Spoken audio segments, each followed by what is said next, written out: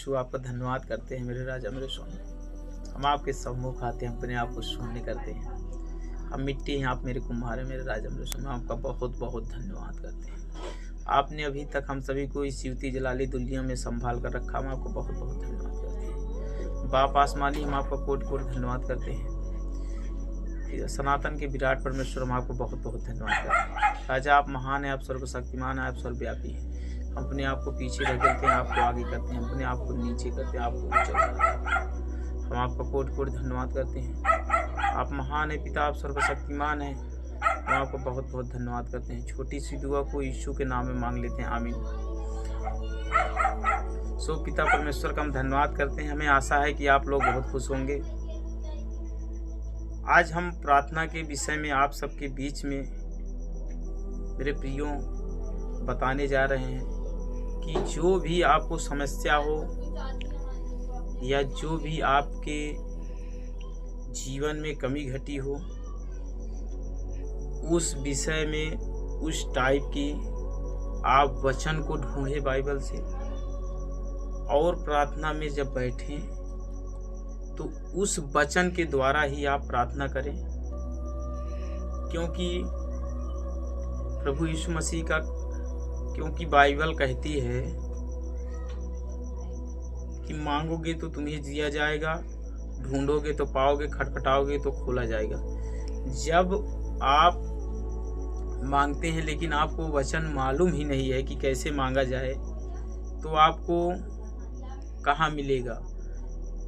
इसलिए जैसे आप बीमार हैं या किसी चीज़ से पीड़ित हैं, चाहे जो बीमार हैं तो बीमारी से चंगाई के लिए वचन का बाइबल में खोज करें और उसी वचन का मनन करें और उसी के द्वारा प्रार्थना करें। यदि आप गरीब हैं तो गरीब से अमीरी की ओर बढ़ने के लिए उस वचन का खोज करें और उस वचन का मनन करके उस वचन के द्वारा प्रार्थना करें। यदि आप कर्ज में हैं तो कर्ज से बाहर निकलने के लिए वचन का खोज करें और उस वचन का मनन करें और उसी वचन के द्वारा प्रार्थना करें।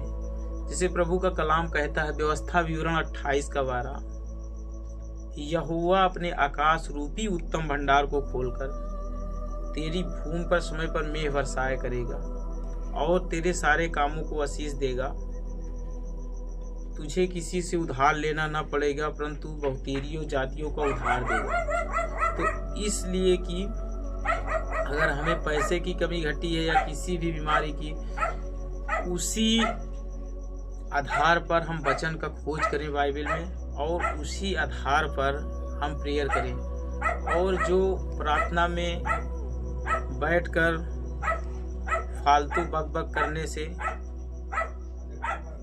वो आपकी प्रार्थना सुनी तो जाएगी, लेकिन जब हम आप वचन के द्वारा प्रार्थना करेंगे, क्योंकि परमेश्वर का कलाम कहता है कि आदि में वचन था, वचन परमेश्वर के साथ था, वचन ही परमेश्वर था और वचन ही देहधारी हुआ।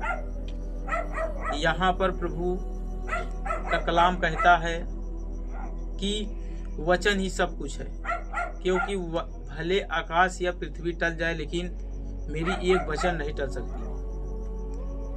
तो जब हम प्रेयर लाइन में बैठें या प्रेयर करें तो वचन के द्वारा ही करें, क्योंकि जब हमें वचन मालूम रहेगा तभी हम प्रेयर कर सकते हैं।